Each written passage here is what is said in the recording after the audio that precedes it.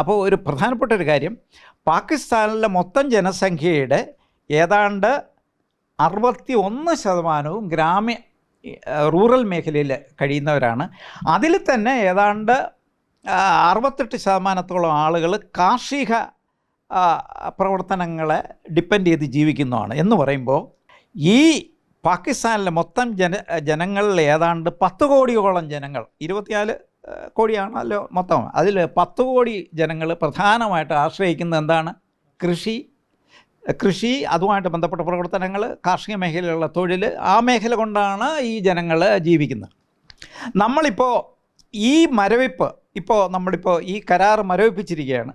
അത് വീണ്ടും തുടരുന്ന ഒരു സാഹചര്യം വന്നു കഴിഞ്ഞാൽ ഈ 10 കോടി ജനങ്ങളുടെയും, പാകിസ്ഥാനിലെ ഈ 10 കോടി ഗ്രാമീണ ജനങ്ങളുടെയും വരുമാനം, തൊഴിൽ, ജീവിതോപാധികൾ മറ്റെല്ലാം വളരെ ദോഷകരമായി ബാധിക്കുകയും അവർ വളരെ ഒരു സാമ്പത്തിക പ്രതിസന്ധിയിലും തകർച്ചയിലേക്ക് നീങ്ങാനുമായിട്ടുള്ള ഒരു സാധ്യത ഉണ്ട്.